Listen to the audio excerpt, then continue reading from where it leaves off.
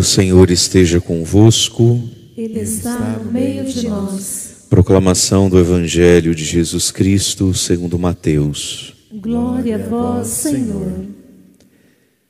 Naquele tempo apresentaram a Jesus um homem mudo que estava possuído pelo demônio.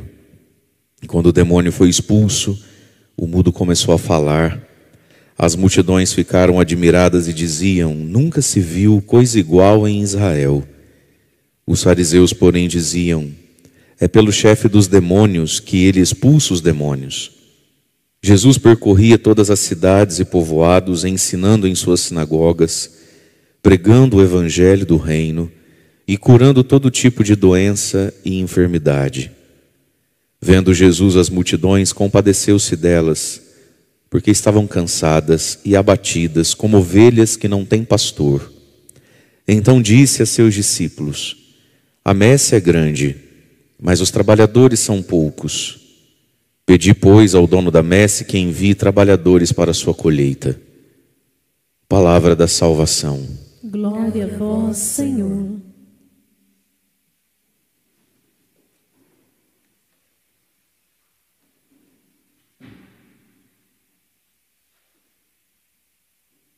Irmãos e irmãs, a igreja celebra hoje a memória de Santa Paulina, primeira santa que viveu toda a vida, no Brasil. Não é nascida no Brasil, mas viveu toda a vida aqui desde muito pequenininha. E é uma santa de uma grandeza muito grande, pela vida que viveu e pelo tanto que Deus a purificou também em vida, Então na internet tem bastante coisa sobre ela, tem filme para assistir. Uma vida realmente exemplar, e que foi como que a personificação do Cristo samaritano, uma mulher que se dedicou inteiramente aos pobres, aos últimos, numa profunda caridade, e que sofreu, como Jesus sofreu, a incompreensão. A vida de Santa Paulina foi marcada por um sofrimento profundo, de injustiça, de perseguição. Uma mulher que em vida foi excluída, praticamente da própria congregação que ela mesma fundou, No fim da vida dela, no convento, ela não só não era e não podia ser a Madre Superiora, como também nem podia ser conhecida assim. Então você imagina, as meninas iam para o convento, entravam na congregação, e tinha ali aquela irmã. E elas não podiam saber que aquela irmã, a Madre Paulina, era a fundadora da própria congregação. Foi uma mulher muito humilhada, muito perseguida mesmo, por diversas questões extremamente injustas. Então foi muito purificada em vida, mas tinha essa grandeza para suportar tanta purificação. Por isso uma santa de alto escalão, e que deu muito fruto. E cada santo, de algum modo, retrata uma face de Jesus, Em Madre Paulina está muito Jesus, o bom samaritano, que levanta e acolhe os caídos. A palavra de Deus hoje para nós, meus irmãos, fala de um demônio mudo. Naquele tempo apresentaram a Jesus um homem mudo, estava possuído pelo demônio. Portanto, a dificuldade desse homem de ter na boca uma palavra que comunicasse algo, que o tirasse dele em direção ao outro, porque é isso que a palavra faz, A palavra é um jeito de me dar a você. É tão difícil a gente conviver com alguém quieto, Você sabe que o silêncio é um jeito de castigar, o silêncio é um jeito de punir o outro, Tem muita gente que usa desse recurso, dessa artimanha, não só para chamar atenção, como para machucar, Então emburra, fica quieto e passa dias sem falar nada. O silêncio é um jeito não só de eu me fechar, de eu expressar que eu estou com medo, que eu estou triste, como o silêncio é um jeito de agredir também, Porque a palavra me tira de mim, e a palavra dá algo de mim a você, Então um homem que era mudo, diz aqui o Evangelho que no caso dele, Jesus identificou que essa mudez vinha do diabo, Diz aqui que Jesus expulsou um demônio que o deixava mudo. Jesus não fez uma cura, Jesus fez um exorcismo, nesse caso aqui, desse homem. Então, esse espírito demoníaco, o espírito mudo, Diz o Evangelho, quando o demônio foi expulso, o mudo começou a falar. Esse espírito mudo que existe até hoje e que ataca todos nós quando da nossa boca já nos dói, já nos custa, e porque dói e custa, então não vai sair pela minha boca. Bom dia, muito obrigado, me desculpe, me perdoa. Nossa, que bonito, parabéns, né? Quando já não sai da minha boca palavra alguma durante a Santa Missa. Tem gente que é o próprio demônio mudo numa missa, né? Não é o caso dessas missas 6 da manhã, de público tão seleto e louvável e já desencapetado, mas quando a gente pega as missas do final de semana, por exemplo, um sábado à noite, um domingo de manhã, o que tem de gente nesse retrato aqui não é brincadeira, a pessoa não consegue abrir a boca. Ela é um poste, né? Ela não dá a Deus nada. Ela não dá a Deus. Então está a igreja toda cantando glória a Deus lá nas alturas, né? Senhor Deus, nós os louvamos, os bendizemos, só vós sois o santo. Eu não acho nada disso, não. A pessoa não abre a boca para nada, a missa inteira, né? A pessoa não dá esse silêncio que não tira, né? Que não sai de nós um louvor, que não sai a Deus palavras de louvor, de profissão de fé, né? E a confissão dos pecados. Quantas pessoas são mudas para confessar os pecados, né? Tem gente que fala mais que o homem da cobra. Chega na frente de um padre e fala assim, deu um branco, né? O demônio muda, que silencia em nós assim, ó, anos e anos, um pecado, uma ferida, uma dor, uma história. Um demônio muda, um espírito muda. Portanto, a palavra, meus irmãos, é comunicação, a palavra é dom e a palavra é caridade.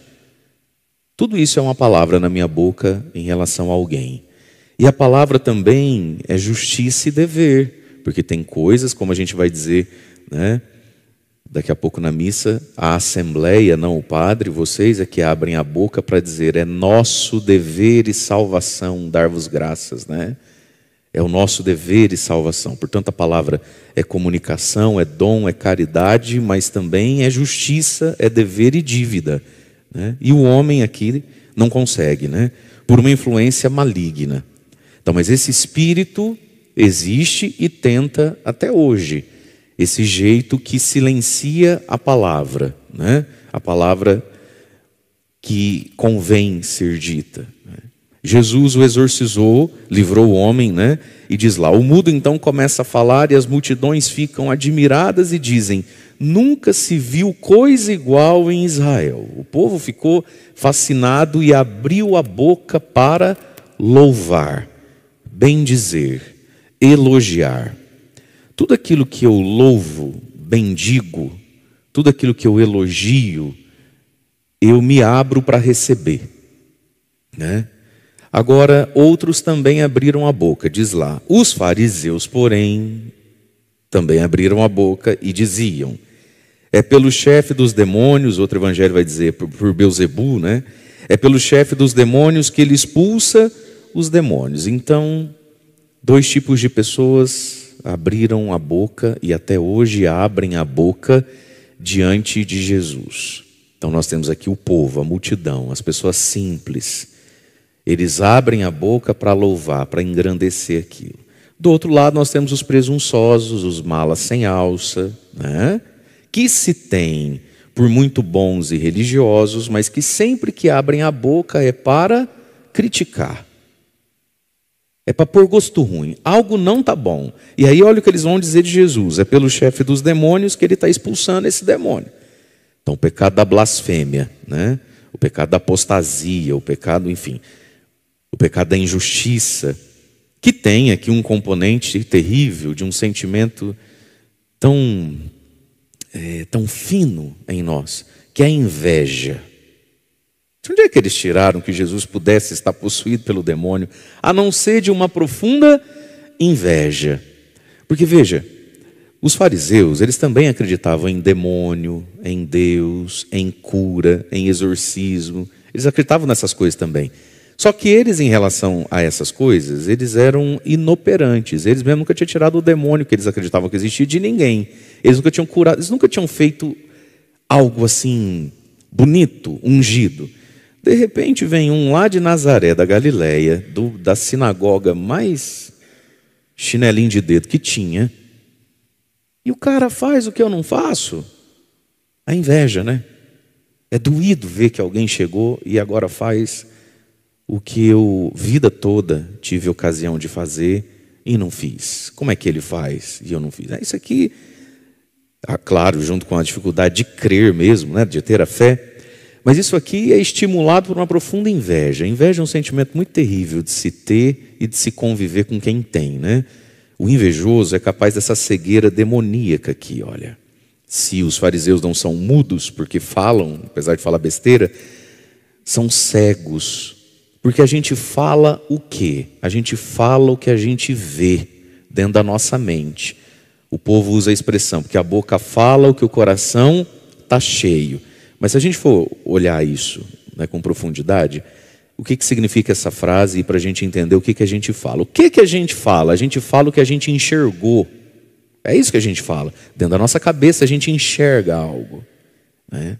Por isso que no Evangelho de São Mateus, antes da cura aqui do mudo, que a gente ouviu Jesus curando o mudo, o início do capítulo nos mostra Jesus curando um cego. Sempre Jesus primeiro cura um cego, depois cura a boca das pessoas. Porque a gente vai falar aquilo que a gente viu. Então, na dinâmica, na pedagogia da fé, na catequese do Evangelho, o esquema é sempre esse. Aquele que recebeu luz, aquele que foi iluminado, aquele que enxergou, agora pode falar. Quando a gente lê no Evangelho esses vários personagens, tinha um cego, tinha um mudo, aí tinha um possesso, aí tinha um leproso. São várias pessoas que passaram pela vida de Jesus. Mas esses vários personagens, a gente tem que ler como: eu sou essa pessoa, em várias etapas. Então, eu preciso deixar de ser cego. Depois que eu deixar de ser cego, que eu for iluminado pela fé e enxergar direito quem é Jesus, vai passar um tempo da minha vida, eu vou deixar de ser mudo. Eu vou começar a professar e comunicar a fé e sair de mim à luz de Deus, não à luz das minhas paixões desgovernadas e amalucadas. Então, depois que eu deixo de ser cego, é que eu vou deixar de ser mudo. E depois que eu deixar de ser mudo, é aí que eu deixo de ser paralítico e começo a andar. E aí é que vai sair minhas lepras. Então, várias pessoas passaram na vida de Jesus. Não são a mesma. Mas você, temos que ler o Evangelho enxergando que sou eu aquilo ali nas várias etapas da minha vida. Então, só quem enxergou bem Jesus, isso é um dom chamado fé, que vem também pelo Evangelho, né? Consegue falar direito. Os fariseus, porque são cegos na fé, quando falam, só falam abobrinha, porque não enxerga direito a realidade das coisas.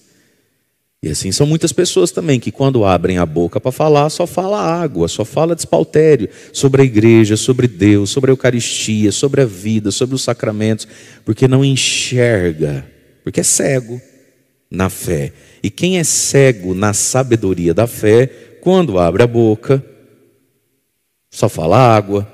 Mas no fundo, isso aqui que eles estão falando de Jesus é o que eles enxergavam dentro da cabeça deles a respeito de Jesus.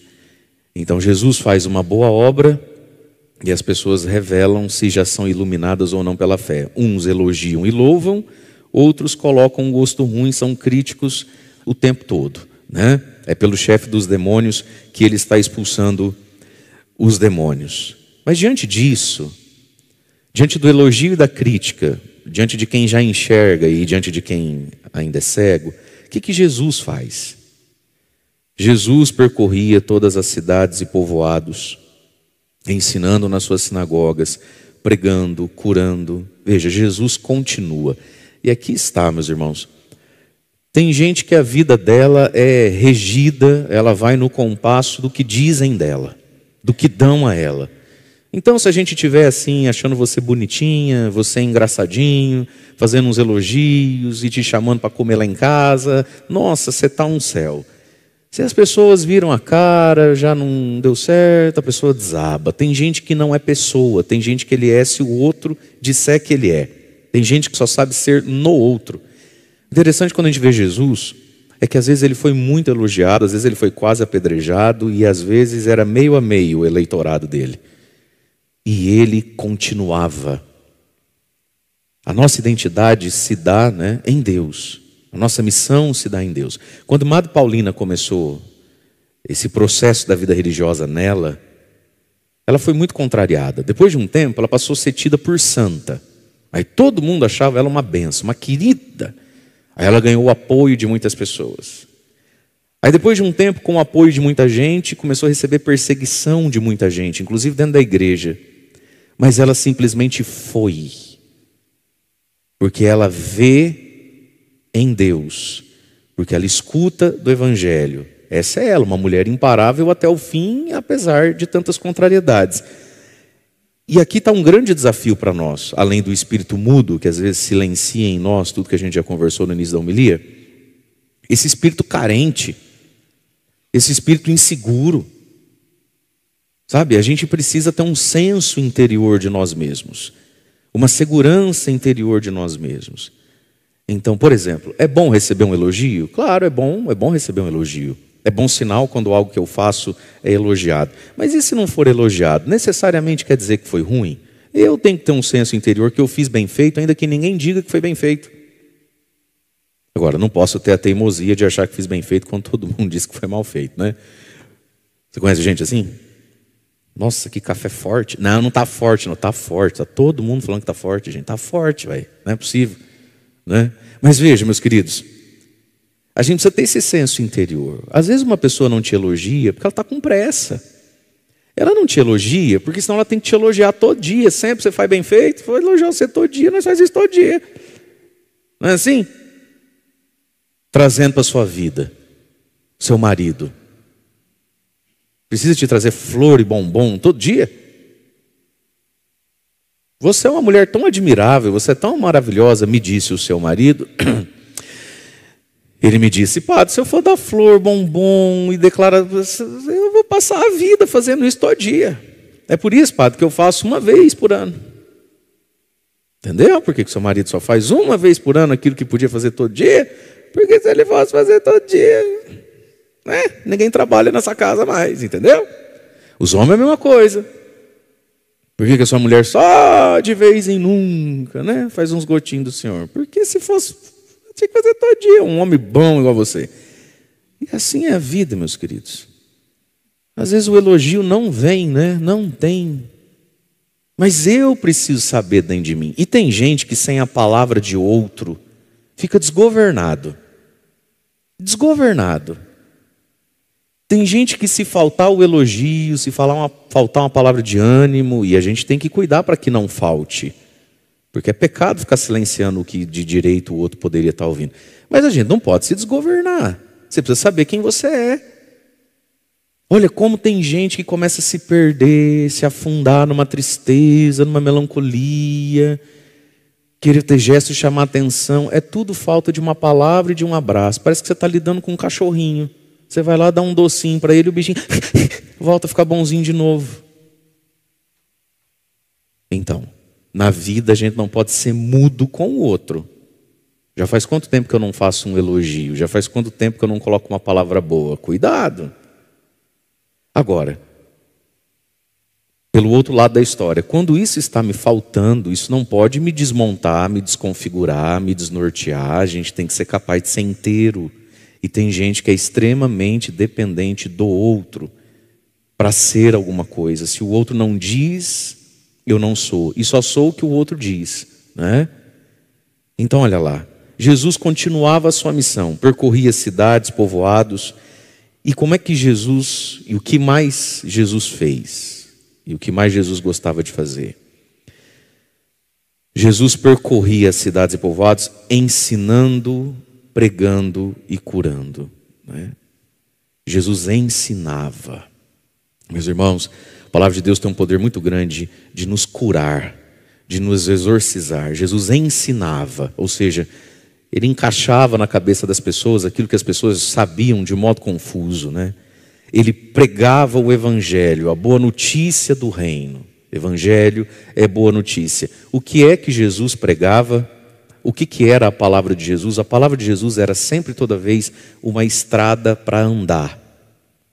Ele pregava um jeito de crer e de viver. Jesus pregava o evangelho, que significa boas novas, né? Boa notícia. Jesus não pregava polêmicas. Gente, acha para mim na Bíblia onde é que Jesus anda polemizando na cabeça das pessoas que nem entendem direito o assunto, as questões dele com os fariseus ou dos fariseus com ele.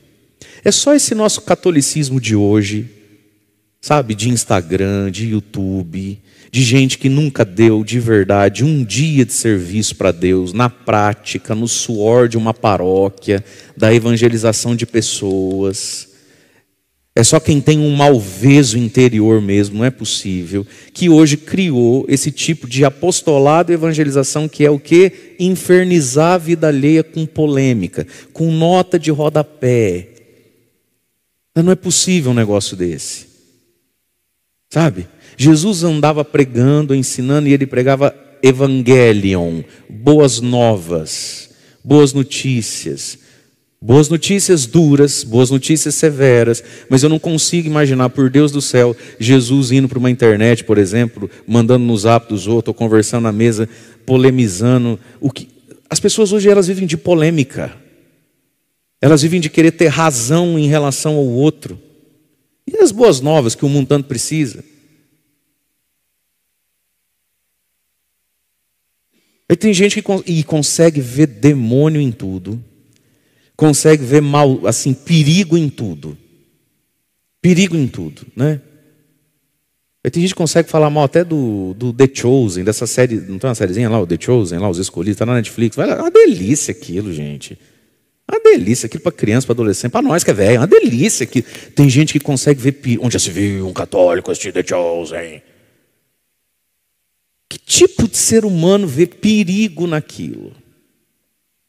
Até tempos atrás, era gente visivelmente simplória. Hoje, eles são barbudos, fumam um charuto. E se filmam em 4, 8K. E se tem, sabe assim, numa elegância. Eles são mais católicos que São Pedro. E o cara tem medo do The Chosen. E sabe, meus irmãos, se a gente não cuida, a gente vira isso na vida dos outros. O Cristo que cura, que salva, que liberta, que alimenta na Eucaristia, o Cristo que redime na confissão, o Cristo que redimensiona a vida, o casamento, a história, sabe? O Jesus que bota tudo de ponta cabeça e faz de uma pessoa, um lugar, uma circunstância morta, seca, algo vivo, pujante. Ele não existe mais, existe um Jesus que sai martelando a cabeça alheia com nota de rodapé de coisa que ninguém nem está lendo. Meu Deus! Ele ensinava e pregava, mas ensinava e pregava o quê?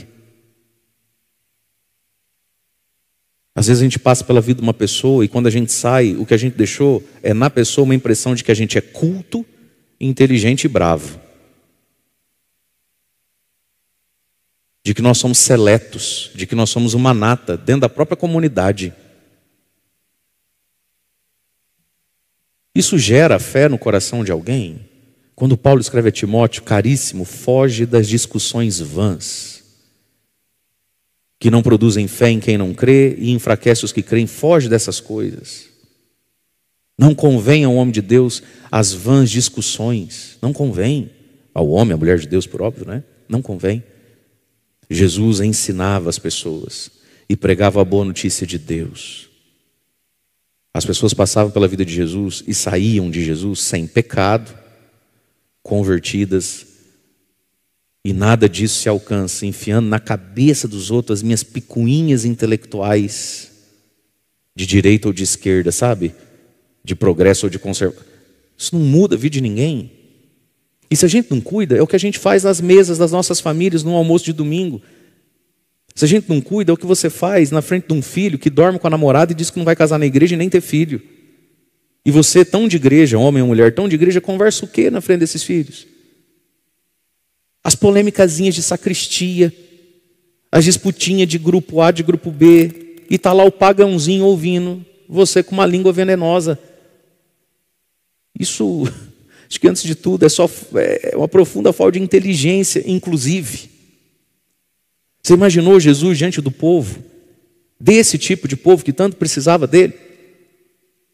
Batendo boca com fariseu, mandando PDFzinho de fariseu. Sangue de Jesus tem poder? As boas novas. as boas notícias. Acontece, meus queridos, que tristemente muitas pessoas, quando abrem a boca, revelam aquilo que enxergam.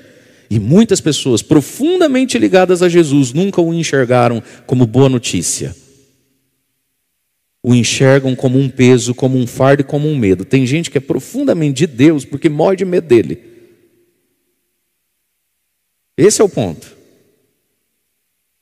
Tem gente que é profundamente católico porque encontrou no catolicismo assim um peso, um negócio, sabe assim.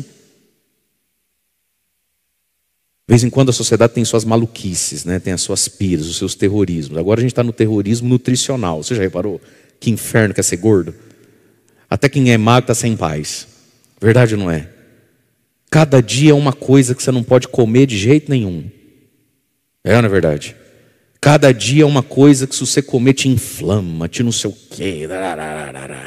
Aí depois vem as modinhas, a garrafa d'água. Gente, quem é que nasceu para andar com uma garrafa d'água na mão? Isso não existe isso. Mas onde você vai agora, está o sujeito com aquela garrafa degradê. Começa rosa, termina verde palha lá embaixo, assim, né? Aquela coisa assim. Porque a pessoa tem que tomar água, ela tem que tomar água, ela tem que tomar água. Não é isso? Sabe? E você vê, né? A pessoa não é livre para aquilo. Não é livre para aquilo. Se você gostasse de tomar água, você tomava água. Verdade, não é? É o lado modinha, né? Eu chegar em algum lugar só para mostrar, nossa, onde você comprou? Mas veja, tem gente que assimila a fé como essa moda agora da garrafa d'água. É medo, é pânico. Quanto tempo dura essas coisas? Jesus pregava boas notícias. Boas novas do Evangelho. E a boa nova do Evangelho, por óbvio, passa por falar do pecado, né? Como é que eu vou te propor algo bom se eu não te disser o que está ruim? Mas Jesus falava, Jesus propunha. E aí a gente vai vendo no Evangelho inteiro o drama que é Jesus e essas reações. O povo e os fariseus. O tempo todo. Como as reações são diferentes. Como o senso, o sentir de quem é Deus é diferente nesses dois tipos de grupos, né, de pessoas aqui, e o quanto, para algumas pessoas, Jesus não conseguiu mesmo mudar a chave na cabeça, né, de quem é Deus. Vendo Jesus as multidões, diz ali o versículo 36 então, né, compadeceu-se delas, porque estavam cansadas, abatidas, como ovelhas que não têm pastor. O cansaço e o abatimento, meus irmãos, de não conhecer a Deus, né? O cansaço e o abatimento de não conhecer-se a si, a vida e as coisas em Deus. Você já reparou que a vida de todos nós é extremamente igual? Sim ou não? Quem vem na igreja, quem não vem na igreja, 90% do tempo vive as mesmas coisas, passa as mesmas coisas. A vida é uma coisa comum a todos nós. Ela é o que é para todo mundo. O que nos muda, né? O que nos altera? Conhecer a vida. Conhecer as pessoas, conhecer a mim mesmo, fazer experiência das coisas, boas ou ruins, alegres ou tristes, fazer tudo isso em Deus, na palavra de Deus. E é pela dificuldade disso que às vezes tanta gente vive cansado e abatido. E quantas vezes você já falou assim, mas por que você vive triste desse jeito? Mas por que você é branco? Relaxa um pouco, né? Não sei o quê. Aí a pessoa fala assim, e você não sabe que eu vivo. Aí você pega e fala, se eu te contar a minha história, você chora. Então as pessoas, elas são amarguradas, elas são ensimesmadas, né? Aí vê você sorrindo, ela jura que a sua vida é o céu. E que a vida dela é que é vida. A sua é novela, a dela é que é vida. Não, filho, a vida de todo mundo é vida. Esse cansaço, esse abatimento vem da falta desse bom pastor que põe dentro da cabeça, do coração, uma palavra de fé. E fé não é só um otimismo que vai dar certo. Fé é um jeito de olhar o que está acontecendo agora, ainda que esteja dando errado. Isso é a fé. E a fé nos tira do cansaço, do abatimento, como ovelhas que não têm pastor. Então Jesus disse aos discípulos, a messe é grande, mas os trabalhadores são poucos. Sempre foi, sempre assim. né? Isso é triste. A messe é grande, os trabalhadores são poucos. São poucos os que se encantam por esse santo trabalho, né? Os que se envolvem com esse santo trabalho, né? E a messe é grande, os trabalhadores são poucos. E aí Jesus diz que para isso só tem um remédio, porque tem algo que é uma iluminação do Espírito Santo mesmo. Peçam, pois, ao dono da messe que envie trabalhadores para a sua colheita. As palavras aqui são muito importantes. Primeiro, peçam, pois, a Deus, né, que é dono dessa messe, que envie trabalhadores para isso. Porque, meus irmãos, o apostolado, a evangelização, o sacerdócio, a vida religiosa, uma pessoa sozinha, ela não produz essa ideia na cabeça dela. Não é uma ideia humana, por mais que seja uma atividade 90% do tempo extremamente humana, né? Mas peçam a Deus que toque em corações, peça a Deus que toque em cabeças e ilumine o olhar, tire esse véu. A messe é grande, os trabalhadores são poucos. Porque isso aqui é um olhar de fé, né? Isso é um dom de Deus mesmo. Mas que passa pela oração do próprio povo, pela oração da própria igreja, né? Porque tem poucos trabalhadores, mas parece também que não dói que seja pouco, tá bom que seja pouco, tá bom. Então, peçam a Deus. Porque é um toque da graça de Deus na inteligência e no coração isso aqui. Como é também, não deixa de ser, um toque de Deus o trabalhar para a messe como os leigos trabalham. Dar uma catequese, assumir uma escala, né, numa madrugada como essa, fazer algo. Quantas pessoas olham para isso e não enxergam isso? Não enxergam beleza, necessidade, nem urgência. Muitos não vê, não fede nem cheira. Outros, inclusive, veem problema nisso. É ou não é verdade? Ou nunca te perguntaram? Pessoas que são um pouco mais de igreja, eles passam umas coisas, parece piada, né? Mas quanto que o padre te paga lá para você cantar? Quanto que a paróquia paga lá para você? Toda semana você vai lá fazer tal coisa? Mas quanto que eles te pagam? É que teve tal coisa na igreja, eu estava na cozinha trabalhando. E quanto que eles pagam? Você escuta isso de gente, você fala, não é possível que eu estou ouvindo essa pergunta. Mas você escuta. Eu escuto até hoje. De gente relativamente próxima de alguns vínculos. Padre, nossa, quanto que o senhor paga lá para aquele pessoal fazer aquilo? Eu não pago nada. A gente só paga para quem não foi iluminado pela fé, né? Para quem foi, você não paga. Isso é um toque de Deus. Ver a beleza do serviço de Deus. Mas olha o que Jesus diz. Peçam a Deus, então, que ilumine inteligências e corações e chame pessoas. Que envie trabalhadores. É um trabalho. Não é um clubinho de convivência. É trabalho. Né? Que envie trabalhadores para a sua colheita. Olha a palavra que Jesus escolheu para falar. E era assim que Jesus enxergava as coisas, né, as pessoas. Para a colheita. Significa, já foi plantado, já foi adubado e cultivado. E já está dando um fruto meio que sozinho mesmo. Só falta ser colhido. Colhido. E aqui, meus irmãos, para quem... Termino aqui. Para quem tem rezado por alguém. Eu acredito que todo mundo reza por alguém, né? Pela conversão de alguém. Enfim. Quando Jesus diz assim, peçam que Deus envie operários para colher. De algum modo a gente pode entender aqui, meus amados, o seguinte, que a vida, terça-feira, a vida, por si só, ela tem um poder de amadurecer alguém. Nem que seja a dor.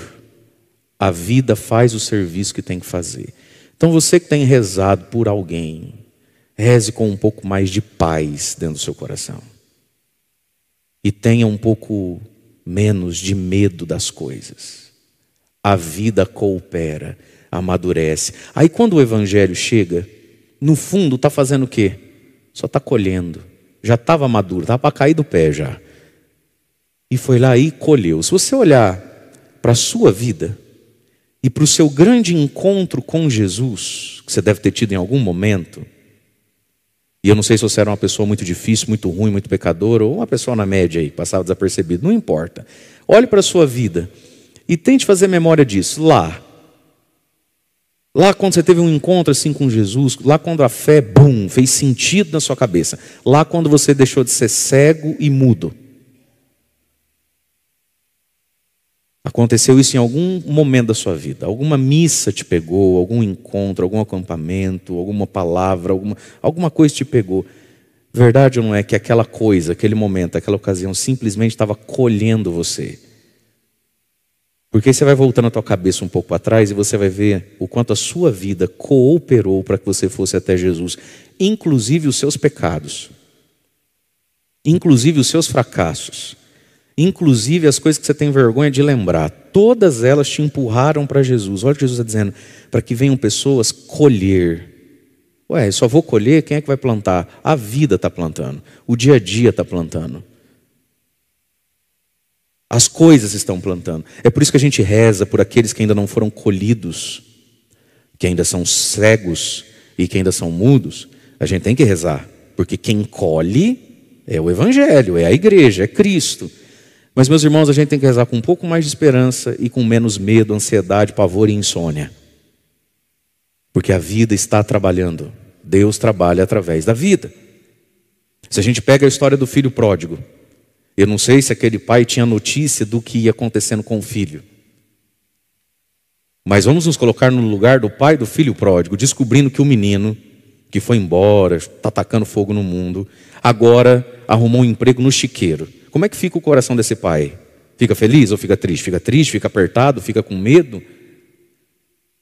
Mas, meus irmãos, não fosse aquele chiqueiro, e não fosse aquele patrão ruim e mesquinho, aquele menino estava perdido até hoje.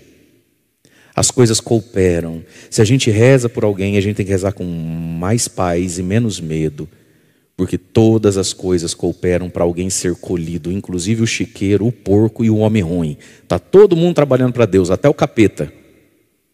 Está todo mundo trabalhando, meus irmãos. Deus é Senhor e vencedor da vida, da história. A providência de Deus trabalha com tudo e apesar de tudo, para que a gente seja colhido. E se a gente olha para a nossa vida, a gente entende que isso é verdade e fato. Você não estaria lá, naquele dia, naquela hora, ou naquela época da sua vida, madurinho para ser colhido e virar essa bênção que você virou, não tivesse sido, inclusive, pecados que você cometeu. Deus é Senhor. Ele é Senhor, o diabo não é Senhor. Deus é Senhor. Nada nem ninguém é Senhor. Deus é Senhor. Então rezemos com mais esperança. Rezemos com mais afinco. Rezar não quer demais. Mas rezemos com menos medo. Durmamos melhor.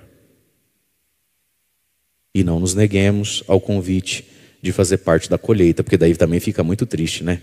Deus fazer de um tudo, deixar madurinho e ninguém colher. Aí fica triste.